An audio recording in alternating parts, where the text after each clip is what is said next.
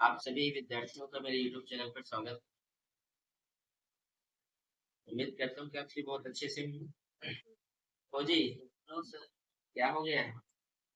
नींद लग रहा है? चलो ठीक है। 12वीं कक्षा में पढ़ रहे हो, थोड़ा सा जागो भैया। चलिए हम अब कल हमने क्या क्या पढ़ा था? आज हम पढ़ेंगे विभव मापी। क्या पढ़ेंगे? थोड़ा सा ध्यान से समझ रहे हैं इसको। पोटेंशियल मीटर कहा जाता है इसको, पोटेंशियोमीटर भी कहा जाता है इसका जो नाम होता है इंग्लिश में। ठीक है, इसका क्या काम होता है? तो मैम इसके दो काम होते हैं। ठीक है, एक क्या होता है, सेल का विद्युत वाहक बल इसके द्वारा मापा जाता है। क्या किया जाता है? सेल के विद्युत वाहक बल इससे ज्ञात किया जाता है। विभव मापी से क्या किया जाता है? सेल का विद्युत वाहक बल ज्ञात किया जाता है। और दूसरा ये भी है कि किसी भी सेल का आंतरिक प्रतिरोध ज्ञात किया जाता है। आंतरिक प्रतिरोध और प्रतिरोध दोनों में डिफरेंट होता है।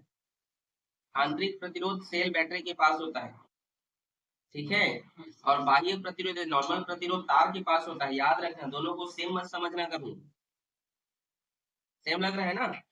आंतरिक प्रतिरोध को स्मॉल आर से डिनोट करते हैं और प्रतिरोध को कैपिटल आर से डिनोट करते हैं। ठीक है, तो कभी भी एग्जाम में आएगा आंतरिक प्रतिरोध, तो ये मत बोल देना कि सर प्रतिरोध और आंतरिक प्रतिरोध तो सेम है। ठीक है, आ रहा है समझ में जी? तो देखिए, विभव मापी की सहायता से हम क्या करते हैं, दो चीज ज्ञात किया जाता है। सबसे पहले मैं लिखता हूँ सेल का विद्युत वाहक बल ज्ञात किया। ठीक है, क्या किया जाता है? सेल का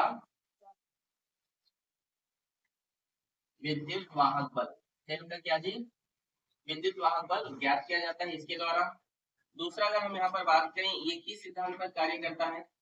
विभवांतर जानते हैं क्या होता है? विभवांतर जानते हैं क्या होता है? बोलो आयुष।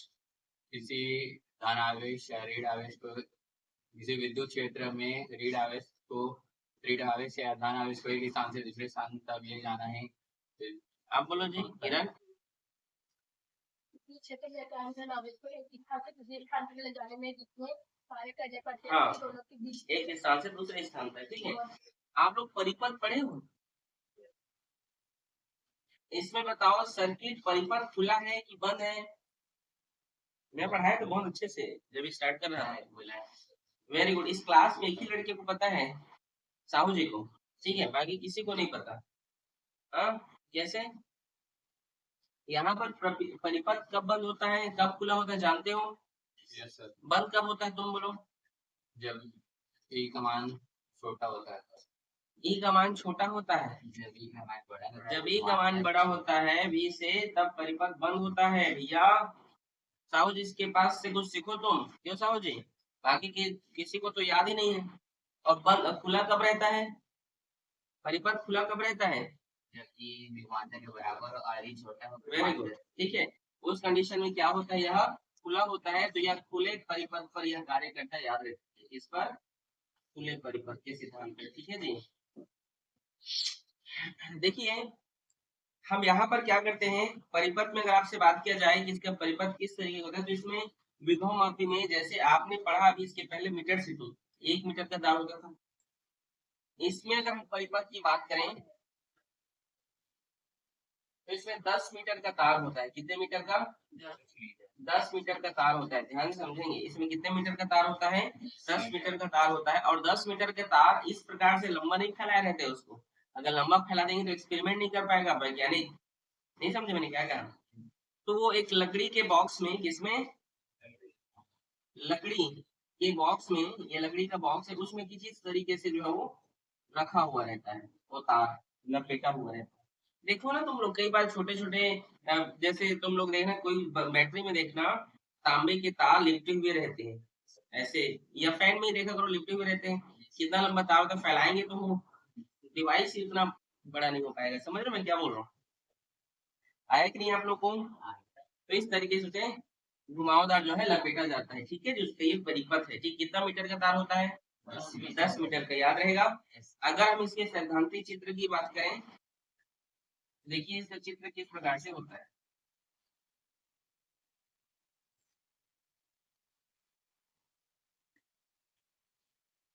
अगर हम इसके चित्र की बात करें तो कैसा होता है, बड़े ध्यान समझेंगे आप लोग।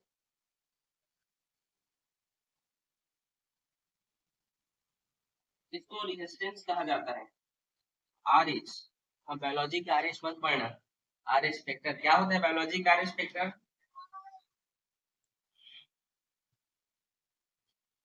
बताइए क्या होता है। तुम लोग बायोलॉजी का आर एच फैक्टर नहीं जानते हो क्या होता है? हम्म? क्या होता है तो ये, हाँ ठीक, ये की है, क्या है ये, की है, और ये क्या है, बाइनरी। ठीक, ये इस तरीके से एक परिपथ तैयार हो गया है, ठीक है। और यहाँ पर जो है हम उसको लेते हैं, जिस उस बैटरी को लगाते हैं जिसका हमें क्या करना होता है, विद्युत वाहक बल ज्ञात करना होता है। सर्किट को बड़े ध्यान से समझ रहा, हम यहाँ पर क्या लेते हैं, वो बैटरी लेते हैं जिसका हमें क्या करना होता है, विद्युत वाहक बल ज्ञात करना होता है। समझ में आया? ठीक है, यहाँ पर जॉकी होता है, बताया था आप लोगों को पहले भी, ठीक है। एक बार अच्छे से इसको बना दें।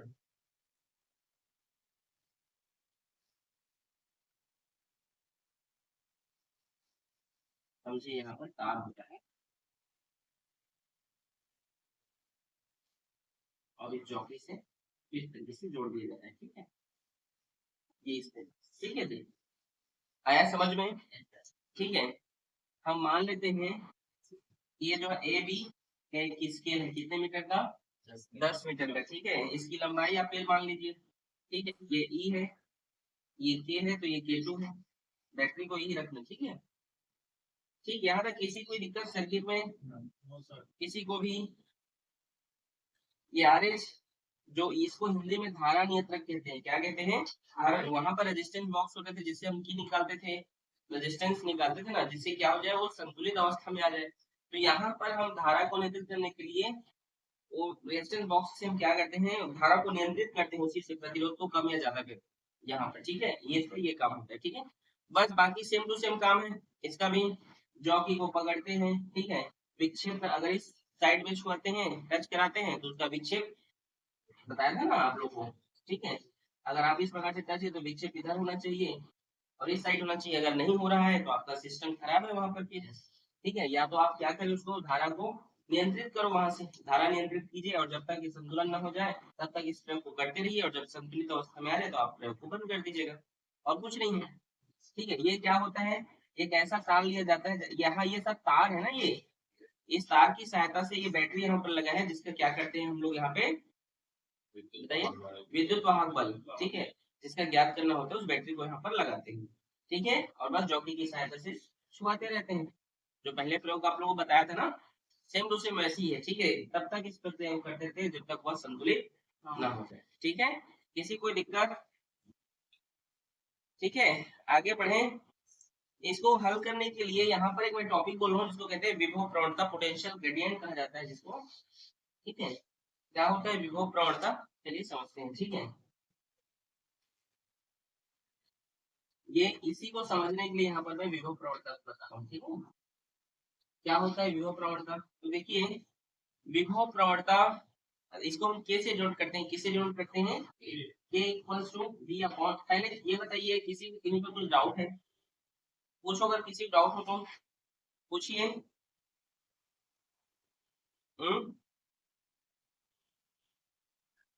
नहीं है विभव प्रवणता, ठीक है। क्या होता है, तो विभव प्रवणता हम बोल सकते हैं यह विभव परिवर्तन की दर है, यह क्या है, विभव परिवर्तन की दर है जो लंबाई के सापेक्ष होता है। समझ में आप लोग को, विभव परिवर्तन की दर है जो लंबाई के सापेक्ष होता है, तो इसको मैं लिख सकता हूँ v equals to k into L. क्या है विभव प्रवणता का डेफिनेशन, तो आप बोल सकते हैं विभव प्रवणता मुझसे कहते हैं, ठीक है। मतलब क्या है विभव प्रवणता, तो ये विभव में परिवर्तन की दर है, विभव परिवर्तन की दर है जो लंबाई के सापेक्ष होता है, याद रखिएगा, ठीक है। इसी के द्वारा ये सब इसका डेरिवेशन बनेगा, ठीक है जी। यहाँ पर k क्या है, कांस्टेंट है, और एल क्या है उसका, क्या है जी एल, हाँ लंबाई, ठीक है। और यहाँ पर जो है यदि हम बात करें, ठीक है, तो के तो एक कांस्टेंट है, और एल हमको इसके प्रयोग से पता चल जाएगा, एल लंबाई से जब हम प्रयोग करेंगे तो उससे हमें पता चल जाएगा। अब यहाँ पे जो है इसका इधर कुछ ज्ञात मत कर देना, 100 माइनस एल करके, वो 1 मीटर था, ये कितना है, तो आप लोग कर ही देते, ठीक है। तो ये सब इधर को फाइंड करने की जरूरत नहीं होता है इसमें, ठीक है, उस साइड को फाइंड करने की जरूरत नहीं होता है, ठीक है। जैसे कोई दिक्कत, ठीक है। अगर हम इसको कैलकुलस के फॉर्म में देखें इसको, तो इसको हम लिख सकते हैं, क्या लिख सकते हैं, डी भी इक्वल्स टू डी एल या डी एक्स भी लिख सकते हैं, ठीक है। ये कैलकुलस के फॉर्म में ये होता है, ठीक है। क्या है, विभव में परिवर्तन की दर जो लंबाई के सापेक्ष हो, जो प्रवणता कहलाता है, ठीक है। किसी कोई दिक्कत यहाँ तक, किसी को भी, ठीक। इसी के अब इसी पर जो हमें डेरिवेशन तैयार करेंगे, ठीक है, प्रयोग करेंगे, क्या करेंगे, प्रयोग करेंगे। उस प्रयोग को मैं आपको समझा रहा हूँ, ठीक है।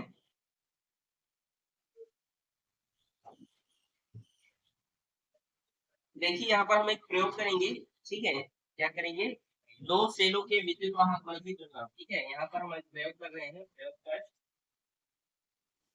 दो सेलों के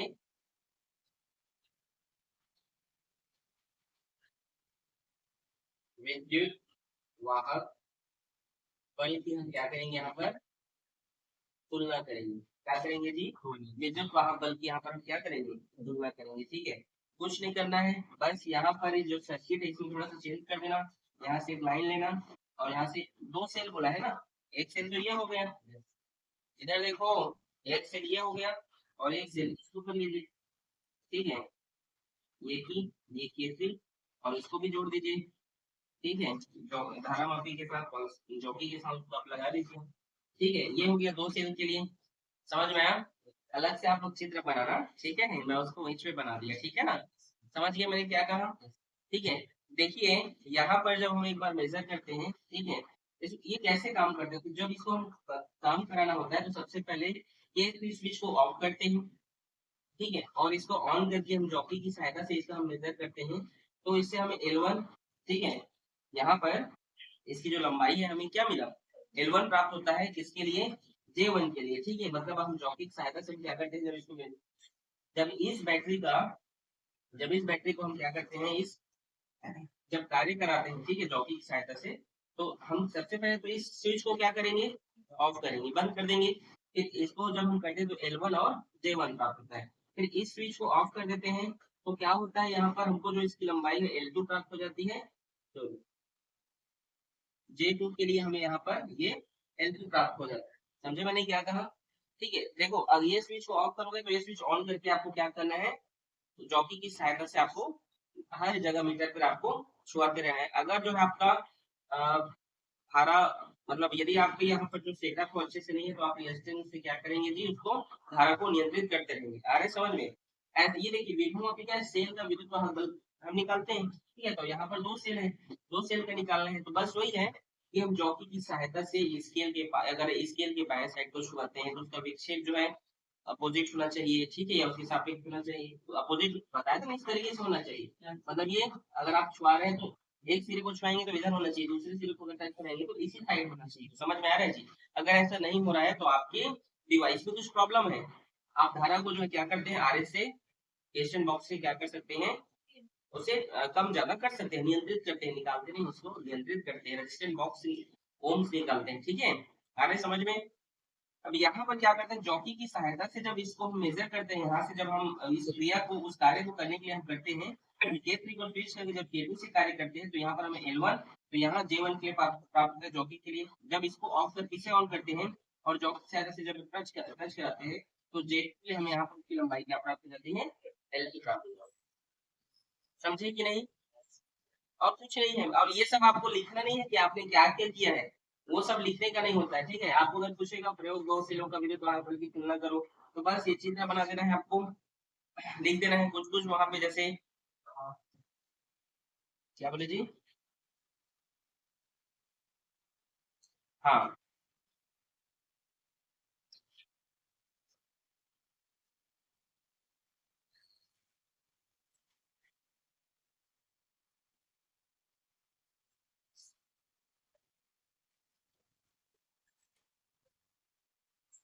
ठीक है, इस तरीके से आप लोग उसको लिख लीजिएगा, ठीक है।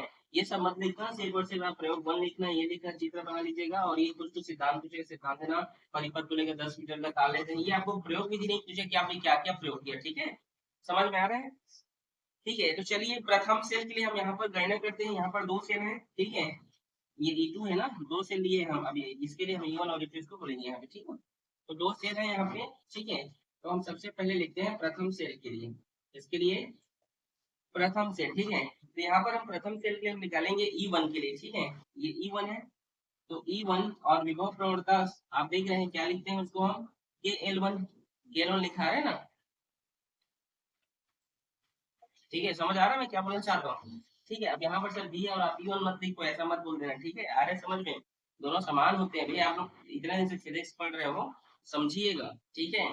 तो यहाँ पर मैं क्या लिख सकता हूँ, के और एल क्या है यहाँ पर, L1 है, ठीक है। ई के लिए हमें L1 प्राप्त हुआ था ना, इसको समीकरण 1 मान लेता हूँ, ठीक है। द्वितीय सेल के लिए, इसके लिए द्वितीय सेल E2 के लिए KL2 होगा, इक्वेशन नंबर 2, समझे। यहाँ पर समीकरण 1 और 2 का भाग कर देंगे, ठीक है। 1 और 2 का भाग करने पर क्या होगा, E1 बटे E2 इक्वल टू ये के कैंसिल हो जाएगा। एक बार लिख दे रहा हूँ, चलो कि काट ही दो, ये के कैंसिल हो गया, तो क्या मिला आपको, E1 बटे E2 इक्वल्स टू L1 बटे L2। आ रहा है समझ में, समझे जी। यही क्या है, दो सेलों के विद्युत वाहक बल की यहाँ पर क्या हो गया, तुलना हो गया, ठीक है। समझे आप लोग। अगर आपसे पूछेगा तो इतना ही आपको क्या करना है, डेरिवेशन जो है बस बना के छोड़ देना है, ठीक है। भूमिका, कुछ प्रॉब्लम समझ में आया कि नहीं, बोलिए। ठीक।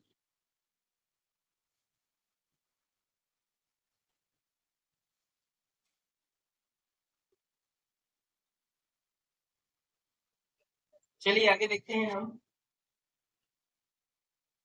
अब हम पढ़ेंगे सेल का आंतरिक प्रतिरोध, ठीक है। कि सेल का आंतरिक प्रतिरोध क्या होता है।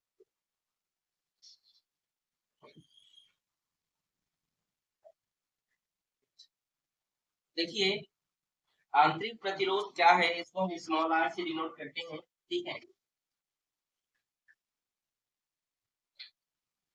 आंतरिक प्रतिरोध, ठीक है। इसको हम किससे डिनोट करते हैं जी, स्मॉल आर, और प्रतिरोध को किससे करते हैं, कैपिटल आर, ठीक है। क्या होता है, या सेल या बैटरी का होता है, पहला तो आप लोग समझ ही गए होंगे किसका होता है, सेल या बैटरी का, ठीक है। आंतरिक प्रतिरोध को हम स्मॉल आर से डिनोट करते हैं, सेल और बैटरी के पास होता है। किसे कहते हैं आंतरिक प्रतिरोध, ठीक है। किसी सेल, कोई भी सेल, ठीक है। आपने केमिस्ट्री में पढ़ा होगा, सेल बनाने के लिए हम पात्र लेते हैं, उसमें 2 एनोड या कैथोड लगाते हैं, ठीक है। उसमें जलीय अपघट्य का रासायनिक अपघटन कराते हैं, जिससे क्या होता है, और उसको जब जोड़ देते हैं ऊपर के एनोड और कैथोड की या बैटरी से जोड़ देते हैं, तो क्या होता है, इलेक्ट्रॉनों का अपवाह होने लगता है, प्रवाहित होने लगते हैं कि धारा में। तो किसी सेल या बैटरी में आप लोग पढ़े होंगे केमिस्ट्री में, गैल्वेनिक सेल कैसे कैसे बनाते हैं, या उल्टा सेल उसी को कहा जाता है, ठीक है। तो क्या होता है, आंतरिक सेल किसी बैटरी या सेल के, किसी बैटरी या सेल के अंदर, बाहर नहीं ना, किसी सेल या बैटरी के अंदर धारा के मार्ग में, इसमें धारा के मार्ग में जो रुकावट उत्पन्न होता है उसे क्या कहा जाता है, उसे आंतरिक प्रतिरोध कहते हैं। किसी कोई दिक्कत, समझ में आया कि नहीं, आया कि नहीं जी। आंतरिक प्रतिरोध क्या है, तो किसी सेल या बैटरी के अंदर धारा के मार्ग में जो रुकावट आता है उसे क्या कहा जाता है, उसे आंतरिक प्रतिरोध कहते हैं, ठीक है। किसी कोई दिक्कत नहीं ना। चलिए इसके लिए हम सर्किट बनाते हैं, ठीक है।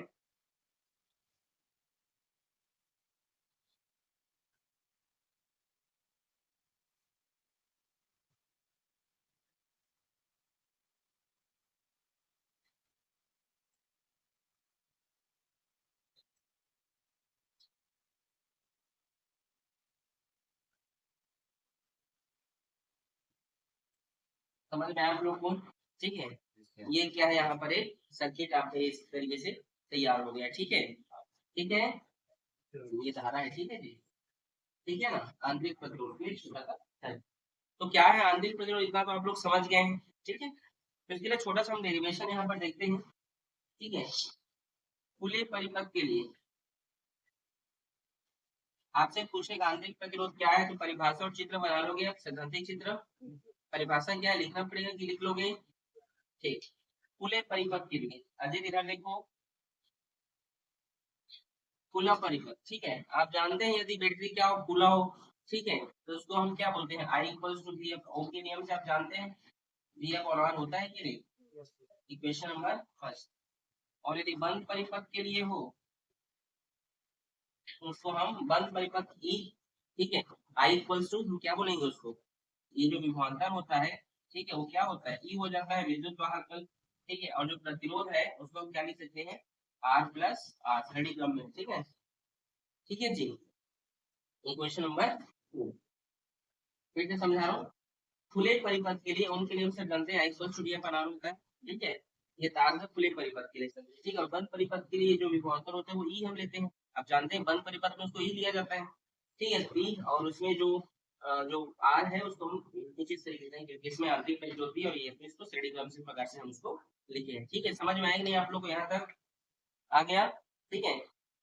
समीकरण एक और दो देखिए, दोनों बराबर है कि नहीं, दोनों में राइट है ना, मतलब ये एक दूसरे के बराबर है, ये समीकरण एक और दो से, समीकरण एक और दो से हम ले रहे हैं यहाँ पे v अपॉन आर और e equals to R plus R, ये सब कहाँ से आया पता है ना आप लोग को, अभी समझाया ये सब कहाँ से आया, समझ में आया, बंद परिपथ में मिल लेते हैं, ठीक है। ये आप इसलिए पुराना वीडियो देखिए, चैप्टर जब हम स्टार्ट किए थे तो उसमें हमने बताया था आपको, ठीक है जी। अब देखिए यहाँ पर हम क्या करेंगे, हमें हम हेडिंग क्या, आंतरिक प्रतिरोध, तो हमें किसका मान निकालना है बताइए, क्रॉस मल्टीप्लाई करते हैं यहाँ पर, तो क्रॉस मल्टीप्लाई करेंगे तो भी का इन दोनों के साथ गुणा होगा, आर का इसके साथ गुणा होगा, होगा कि नहीं, तो क्या लिखेंगे उसको, भी R plus B into R, होगा कि नहीं ऐसे, भी का इसके साथ भी गुणा होगा, होगा ना, और उसका क्या होगा ई इंटू आर। समझ में आ रहा है अजीत आपको, नहीं आ रहे बोलो, आ रहे हैं। मैं यहाँ पर वी आर को रोक देता हूँ और बाकी को इधर ट्रांसपोज कर देता हूँ, E R minus V R, इसमें ऐसा कोई चीज है जो आपको कॉमन लग रहा है बताइए, आर कॉमन है, इसको इस तरीके से बाहर लिख लीजिए, क्या बचा ई माइनस वी। अब यहाँ पे देखिए हमें क्या चाहिए, आंतरिक प्रतिरोध चाहिए, और आंतरिक प्रतिरोध का साइन क्या है आर, तो हमें आर लेना पड़ेगा, ठीक है, समझे कि नहीं, तो ये भी को इधर क्या कर दिया हमने, ट्रांसफर कर दिए, तो ई अपॉन भी और वन, ठीक है, आया कि नहीं समझ में, ठीक है, यही क्या है आंतरिक प्रतिरोध के लिए फॉर्मूला है, ठीक है। यहाँ पर कई लोग को नहीं आया होगा समझ में, फिर से नहीं है ना, देखो भी इधर गुणा में इधर गया तो भाग में, तो माइनस के लिए जो भी होगा और इस भी के लिए भी होगा, तो ई अपॉन भी हो गया, माइनस का माइनस, और इस भी के लिए के नीचे भी होगा, तो भी और भी कटेगा तो वन होगा कि नहीं, समझे कि नहीं। तो ये क्या है, स्मॉल आर के लिए एक छोटा सा फॉर्मूला है, ठीक है, और यही आंतरिक प्रतिरोध के लिए क्या छोटा सा डेरिवेशन है, कैलकुलेशन है, ठीक है, इसको नोट करें।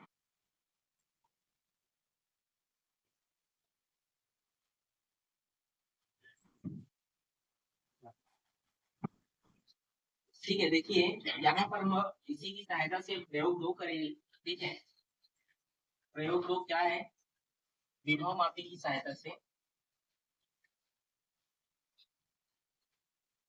विभव मापी की सहायता से सेल का किसी सेल का ना, किसी सेल का आंतरिक प्रतिरोध ज्ञात करना, आ लिख रहा हूँ आंतरिक यस, ठीक है, समझ जाओगे, आंतरिक प्रतिरोध ज्ञात करना, ठीक है, क्या ज्ञात करना, आंतरिक प्रतिरोध ज्ञात करना, ठीक है। तो चलिए इसके हम सर्किट तैयार करते हैं, ठीक है, परिपथ बनाते हैं,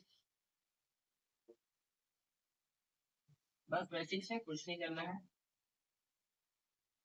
चलिए समझ आ रहा है, ठीक है। आप कहीं पर भी लगा सकते हैं, ठीक बोला, ठीक है, तो कुछ अच्छे से बनाना दो,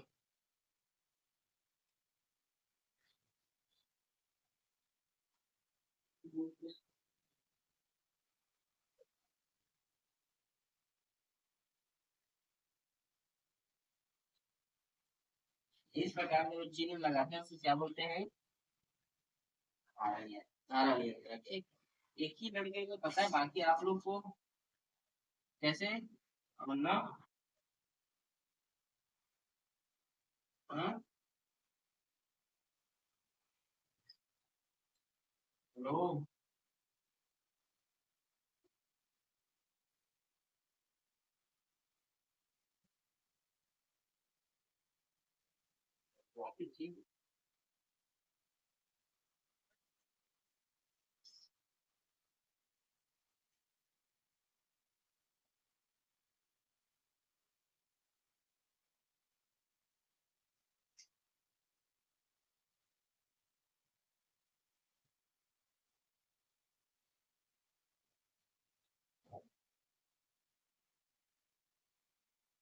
ये क्या है जानते हो? हाँ रेजिस्टेंस बॉक्स क्या है ये? रेजिस्टेंस बॉक्स समझ में आप लोग को यहाँ तक आया कि नहीं? ठीक है, यहाँ पर क्या है इसका आंतरिक प्रतिरोध है, ठीक है, विद्युत वाहक बल के पास, ठीक है।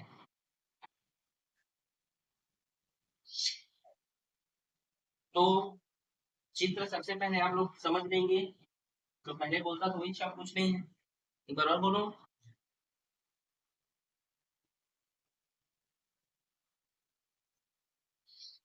चलिए ठीक है, देखते हैं यहाँ पर जॉकी की सहायता से हम क्या करते हैं, मीटर को जो है टच कराते रहते हैं, ठीक है, उसके पैमाने पर हम उसको मेजर करते रहते हैं, ठीक है जी। अरे ठीक है, क्या करते हैं हम इसको मेजर कराते रहते हैं, तो हमें क्या मिलता है यहाँ पर, इसके लिए जो है हमें L1, ठीक है, क्या मिलता है इसके लिए हमें L1, ठीक है। और जब रजिस्टेंस बॉक्स से हम जो है जब इसको अच्छा, और ये रेजिस्टेंस बॉक्स से आप क्या करते हैं धारा को नियंत्रित कर सकते हैं, और रजिस्टेंस बॉक्स से आप जो फिर से अगर उसी एग्जाम कराते हैं तो आपको यहाँ पर जॉकी 2 के लिए, ये जॉकी 2 तो इसके लिए इसकी लंबाई आपको क्या प्राप्त हो जाएगी L2, जो पहले भी किए थे ऐसी L1 L2, ठीक है। मतलब क्या करना है, ये स्विच को ऑन करके, ठीक है, इस स्विच को क्या कर दीजिएगा ऑन करके, आप यहाँ पर जब इसको लॉक की सहायता से जब इसको प्रेस कराते जाएंगे, ठीक है, तब तक कर दो तो संतुलन ना हो, तो इसके लिए अगर वो संतुलित हो जाए, तो इसके लिए आप एक बार कराइएगा रेजिस्टेंस बॉक्स से, तो इसको जॉकी में जोड़ दीजिएगा, और जब इसके लिए आप कराएंगे तो आप J2 बोलिएगा, उसकी लंबाई को L2 बोलिएगा, ठीक है, ठीक है। और कुछ नहीं है, अब तक कब तक करने रह रहे हैं उस प्रयोग को, जब तक कि संतुलित ना हो जाए, ठीक है, समझे कि नहीं? गणना करना है सेल के लिए, सब सेल को नहीं इसमें से जानते हो, ये सेल है और ये रजिस्टर, ठीक है। तो सेल के लिए, ठीक है, सेल के लिए जब हम गणना करेंगे, ठीक है, तो E इक्वल्स टू सेल को हम इसे नोट करते हैं, ठीक है, KL1 इक्वेशन नंबर 5 लिखते हैं, या इक्वेशन नहीं देंगे तो भी चलेगा, ठीक है, या दे दें क्या, चलो रखते हैं, ठीक है। और हम आरबी के लिए लेते हैं, आरबी मतलब प्रतिरोध बॉक्स के लिए, रेजिस्टेंस बॉक्स के लिए, तो उसको हम भी लेंगे, क्या लेंगे, भी लेंगे, ठीक है, उसको आप दे सकते हैं क्या निकला है L2 KL2 इक्वेशन नंबर, ठीक है, समझे कि नहीं यहाँ तक? आप जानते हैं दिव्य क्या नाम है आपका जी, दीप्ति, दीप्ति नाम है, चलो बताइए आंतरिक प्रतिरोध क्या होता है, सूत्र बोलो, बोलो सूत्र क्या होता है, सूत्र याद नहीं है?